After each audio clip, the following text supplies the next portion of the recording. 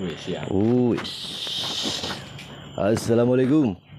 Waalaikumsalam warahmatullahi wabarakatuh. Malam ini nge-live. Kebetulan ada tamu ini, Kang Casmo dari Bulakelor. Ya. Iya. Betul. Selamat malam, Prof. Malam. Jadi tadi mengeluhkan ya, banyak orang hidup itu kenapa dia mesti hidupnya enak, kenapa hidupnya ada yang kenapa hidupnya ada yang enak-enak saja, lancar-lancar saja, ada yang hidupnya banyak kendala ya. Yang jadi gubernur enak, yang jadi rakyat biasa nggak enak, katanya begitu. Kalau yang pejabat lapor polisi gampang ya.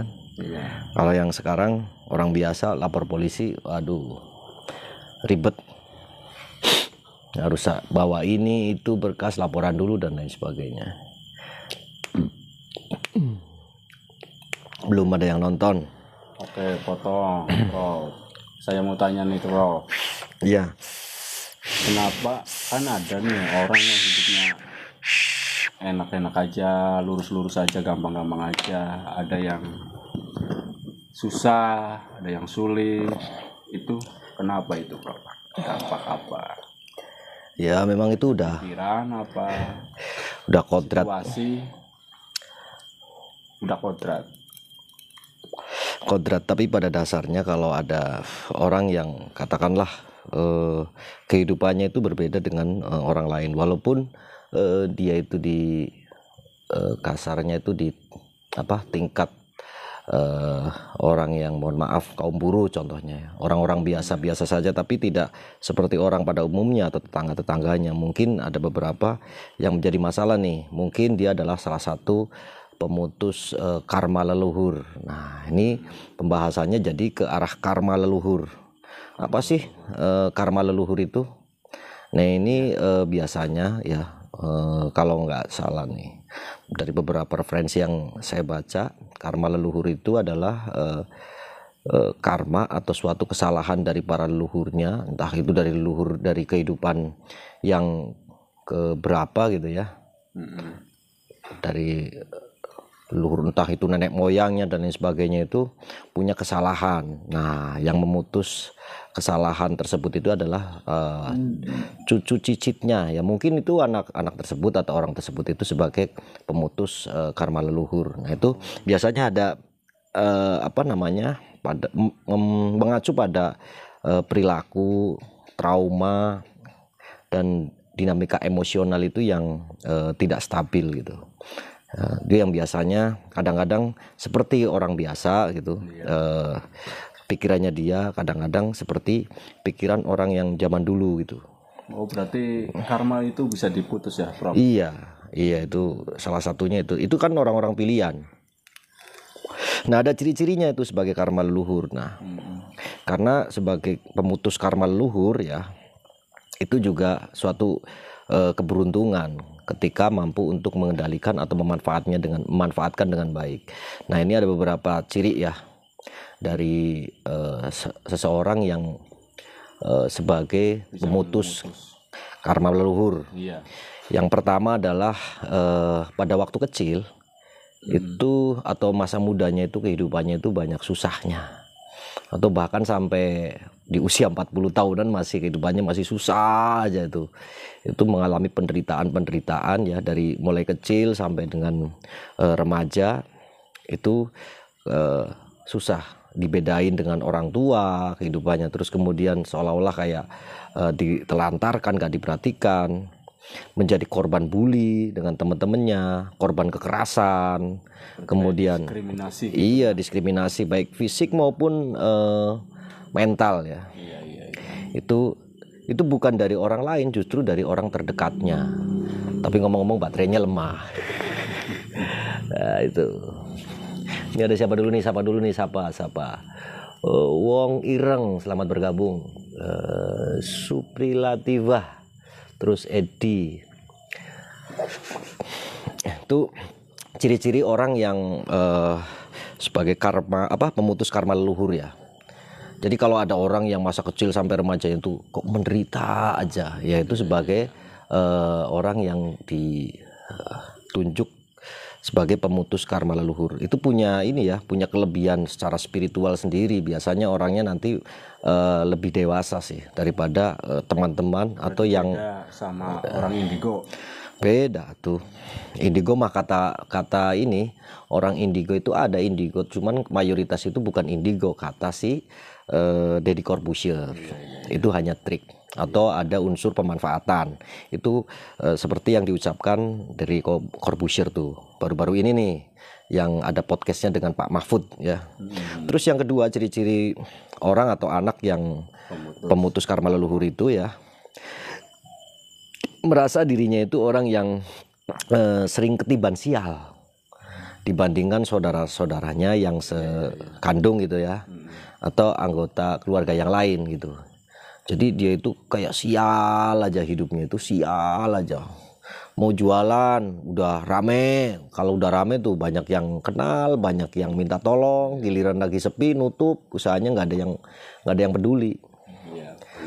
Nah, itu sial dalam usaha. Terus kadang-kadang ketika lagi moncer-moncernya ada aja masalah keluarga, dan biasanya orangnya juga nggak tegaan tuh. Itu pemutus karma leluhur itu kan begitu, karena ada rasa mengayomi atau rasa bertanggung jawab terhadap keluarganya tuh begitu. Terus kemudian yang ketiga ya, ciri-ciri dari orang yang kehidupannya itu sebagai pemutus karma leluhur itu biasanya beda dari yang lain ya, beda. Contoh kalau anggota keluarganya itu jadi petani, dia malah bukan petani, anggur-angguran gitu. Beda aja, nongkrong senengnya. Kalau kerja capek gitu. Hidupnya kayak yang santai ya. Iya, kayak santai tapi banyak pikiran gitu. Itu beda, itu sebagai pemutus karma leluhur. Terus kemudian ciri-ciri yang keempat itu adalah spiritual awakening ya, atau namanya kebangkitan spiritual ya. Dia punya kayak seolah-olah ya, punya indera keenam atau keenam setengah. Jadi orang yang karena dia mengalami banyak hal di kehidupannya, sehingga dia mengalami perjalanan spiritual, sehingga spiritual questionnya itu meningkat. Jadi ada spiritualnya itu meningkat. Jadi jati dirinya itu lebih meningkat ya. Jadi dia itu lebih memahami jati dirinya itu siapa dan untuk apa, itu nanti pada waktu tertentu akan sadar bahwa dirinya itu adalah sebagai pemutus karma leluhur. Tapi banyak orang yang sial itu merasa dirinya adalah pemutus karma leluhur, itu juga banyak. Nah ini mudah-mudahan yang teman-teman yang melihat podcast ini ya di TikTok ini, mudah-mudahan ada yang mirip-mirip lah gitu ya. Ini ya Mas Adin, ada yang masuk itu. Iya, Mas Adin bos warteg. Ini spiritual awakening ya. Jadi punya energi tersendiri ya. Walaupun nggak kerja ada aja tapi buat ngerokok. Ada yang ngajakin rokok, ada yang ngajakin main, ada yang ngajakin makan ya kan. Itu spiritual awakening. Terus kemudian orang atau anak yang sebagai pemutus karma leluhur itu biasanya punya ciri-ciri lagi ya. Yang kelima itu adalah konflik dengan orang tua. Nah biasanya itu punya masalah dengan orang tuanya. Ya. Ada aja masalahnya. Entah itu masalah tidur kayak, masalah ruangan kayak, masalah, pokoknya intinya ada perbedaan pendapat. Karena mungkin orang tuanya memang juga pilih kasih, seolah-olah memang membedakan anak yang ini dengan anak yang lain itu dibedain. Karena mungkin orang tua itu mungkin ya merasa si anak pemutus karma leluhur ini lebih kuat mentalnya, sehingga memang dibedain. Sehingga seolah-olah kayak bikin masalah aja di lingkungan keluarga gitu ya. Terus kemudian ciri-ciri anak yang sebagai pemutus karma leluhur itu biasanya menyadari atau sadar akan karma. karma itu adalah apa yang kita lakukan itu kan ada timbal baliknya. Kalau kita melakukan kesalahan ya kita akan mendapatkan kesalahan lagi, itu namanya karma.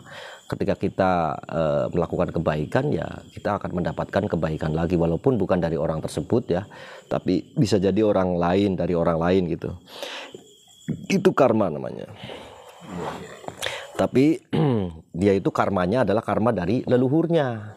Mungkin leluhurnya itu punya banyak salah gitu, dan menunjuk leluhurnya itu ya, kalau di kejawen itu kan ada sedulur papat 5 pancer.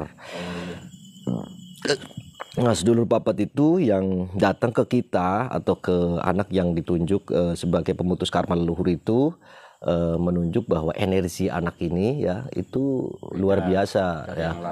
Yang lain. Iya, memang mentalnya juga bagus, sehingga mereka menunjuk kita atau siapapun itu sebagai pemutus karma itu menunjuk kita untuk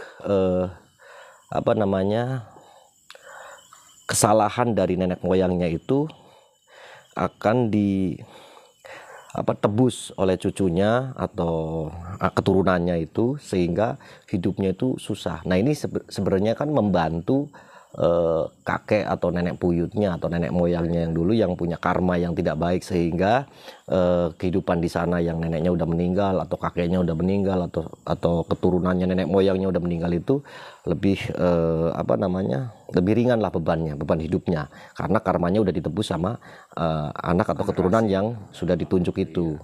Tapi jangan khawatir ya, karena hal-hal tersebut itu akan berbuah baik ya, karena kita akan dijaga dan dibantu oleh sedulur papat 5 pancer dari nenek moyang kita gitu. Makanya kehidupannya akan berbeda, walaupun perih, nggak ada apa-apa, tapi tetap aja bisa makan, tapi tetap aja bisa ngerokok gitu, bisa ngopi, karena ya kopi kan tuh, kopi ya, ngopi ya gitu. Badan sehat wae. Terus kemudian ya, ciri-ciri orang yang sebagai pemutus karma leluhur itu adalah mempunyai kecerdasan yang lebih dari yang lain gitu loh. Walaupun mohon maaf ya, dia itu nggak sekolah ya. Contohnya adalah banyak lah teman-teman kita yang mungkin di sekitar kita itu yang nggak sekolah, tapi dia itu kelihatannya itu kayak sekolah gitu. Padahal memang mereka itu adalah sekolahnya itu ya melalui alam, atau memang dibimbing sama leluhurnya gitu, dibimbing sama leluhurnya. Waduh, ada yang ngasih bunga, matur nuhun. Jadi mereka itu seperti dibimbing sama nenek moyangnya ya, sehingga mereka itu punya kecerdasan atau bisa belajar dengan sendirinya gitu loh. Kelihatannya juga kayak anak sekolahan, padahal mohon maaf dia itu SD tok gitu. Tapi S1 tapi seolah-olah kayak mungkin minimal SMA gitu. Kalau seusia 40-50 tahun itu dikiranya sekolahnya adalah SMA, padahal dia SD gitu. Banyak orang seperti itu, dan bahkan sukses. Ada yang terima kasih. Ada yang sampai dia itu mamanya usaha nih. Sebelum dia menemukan jodoh yang baik, itu kan jodoh itu juga sebagai pemutus karma leluhur itu. Maksudnya pemberhentian karma leluhurnya udah selesai, sehingga ketika dia mendapatkan jodoh yang pas gitu ya, nanti dia itu akan moncer dengan sendirinya kehidupannya ya. Dia akan jaya dengan kehidupannya. Maka ada masanya, makanya nikmatin aja kehidupan ini. Kan ada timbal baliknya, nanti ada dibantu sedemikian rupa. Walaupun nggak ke kuburan kemana gitu, ziarah-ziarah kemana nggak usah, kita udah iya, kita itu udah dibantu ketika kita udah ikhlas melakukan menjalani proses pemutus karma leluhur ya. Nanti kita juga akan dibantu sama leluhur kita untuk mendapatkan apa yang kita inginkan. Contohnya mungkin pengen buka warteg gitu, sampai 4, ada pecel lelenya juga. Nah itu kan satu kelebihan, banyak temen juga yang seperti itu ya. Gitu. Itu jadi dia itu memiliki kecerdasan intellectual quotient, terus kemudian emotional quotientnya dan social quotientnya, spiritual quotientnya juga dia mampu untuk menguasai dengan sendirinya, walaupun dia itu tidak mempelajarinya. Tapi dalam proses kehidupannya, sehingga dia itu sadar akan sendirinya, sehingga dia memahami tentang spiritual, keilmuan spiritual. Jadi mengontrol emosi. Kemudian mampu untuk mengontrol emosi, karena perjalanan hidupnya itu masalah terus gitu. Dianggap sama tetangganya itu bahkan negatif gitu. Hanya beberapa teman yang menganggap dirinya itu baik gitu. Nah, itu makanya orang-orang yang seperti itu yang punya sebagai pemutus karma leluhur itu mestinya juga berterima kasih juga sama teman-teman yang selalu support ya, yang selalu support sehingga dia bisa melewati proses masa-masa sulit gampangannya. Iya gitu. Terus kemudian biasanya ciri-ciri orang yang sebagai pemutus karma leluhur itu adalah ciri-cirinya adalah pemberontak. Ntar dulu, ini ada apa nih? Banyak yang masuk bro. Udah, ntar dulu. Naiknya ntar dulu nih, biar selesai. Jadi dia itu sifatnya adalah pemberontak. Ya, keras kepala, orangnya biasanya keras kepala. Biasanya itu sampai tiang aja ditendang hancur tuh. Orangnya nggak mau diatur. Iya. Susah diaturnya, ya, susah diaturnya karena dia punya keyakinan sendiri bahwa dirinya itu punya keyakinan untuk melangkah ke depan itu suatu kebenaran. Mampulah. Iya, karena dia memahami proses dan cara berpikirnya itu berbeda dengan orang-orang yang normal karena kehidupannya kan lurus-lurus saja ke orang normal. Tapi orang-orang yang sebagai pemutus karma leluhur itu kehidupannya nggak seperti orang biasanya gitu loh. Jadi mungkin dia itu kerja, kalau semangat itu mungkin kerjanya kalau nggak usah diatur, dia pasti selesai tuh. Tapi kalau diatur ini itu malah nggak selesai. Males. Itu contohnya seperti itu. Terus kemudian ciri yang berikutnya, wong sungkanan. iya, Males. Ya orang aneh gitu. Ketika nggak disuruh malah kerja, ketika disuruh kerja malah anggot-anggotan ya kan. Nah itu ciri-cirinya. Kewek. Kemudian ciri yang berikutnya orang-orang yang pemutus karma leluhur itu punya ciri lain yaitu sebagai seorang yang punya empati yang tinggi, rasa pedulinya terhadap lingkungan, terhadap alam semesta, bahkan terhadap saudaranya itu tinggi sehingga dia itu tidak enakan gitu. Rasa belas kasihannya itu tinggi. Jadi kalau ada yang susah dia pengennya ngebantu walaupun cuma pengen gitu. Tapi kan itu ada niatan. Wah, pengen ngechat inilah tempat ibadah gitu kan ada tuh. Kan itu udah niatan yang baik. Terus sering ketika dia pernah jalan gitu kan, terus gelap gitu kan. Terus akhirnya ketika dia udah sukses ngasih lampu lah itu di jalan-jalan, itu kan juga namanya empatinya tinggi, empatinya tinggi gitu loh. Itu ciri-ciri orang yang sebagai pemutus karma leluhur tuh. Kemudian ciri-ciri berikutnya adalah memiliki tingkat kesadaran yang tinggi ya. Jadi dia itu sadar akan dirinya sendiri ya. Itu orang-orang yang ini pemutus karma leluhur. Jadi tidak negatif thinking, dia selalu berpikir positif sih, sadar dan peka. Biasanya kalau ada orang mau jahat nih dia tahu ya. Dia tahu orang mau jahat itu dia tahu. Karena memang proses kehidupannya itu begitu. Pokoknya nggak enak deh. Udah baik aja dibilang jahat gitu. Udah bener aja dibilang nggak bener gitu. Itu orang pemutus karma leluhur itu seperti itu. Makanya dia sadar akan dirinya sendiri dan mampu untuk melihat masalah itu dari segala aspek sehingga yang dilakukan itu adalah suatu kebijaksanaan menurut pemahaman dia dan keilmuan serta pengalaman orang itu. Jadi orang-orang yang kayak ciri-ciri yang tadi itu susah ditebak ya Prof ya? Ya, iya, orangnya juga misterius gitu. Ciri-cirinya adalah orangnya misterius, kelihatannya jahat padahal dia itu belum tentu jahat. Padahal karena dia itu menjaga atau membatasi diri lah. Kemudian ciri yang berikutnya adalah memiliki rasa takut ya, rasa takut terhadap anak keturunannya. Apabila dia itu anak keturunannya itu intinya gini, dia itu takut anak keturunannya juga mengalami hal yang sama. Sebenarnya bukan terhadap anak keturunannya aja ya. Sebenarnya orang yang pemutus karma leluhur itu bukan hanya takut anaknya itu mengalami hal yang sama, akan tetapi kalau dia itu dosen ataupun guru itu juga sebenarnya dia khawatir murid-muridnya itu mengalami suatu hal yang sama gitu. Tapi ini nyamuknya banyak kali Prof. Iya, dikaplokin aja. Nah itulah beberapa ciri-ciri orang yang biasanya sebagai pemutus karma leluhur. Nah biasanya ada beberapa ini ya pola.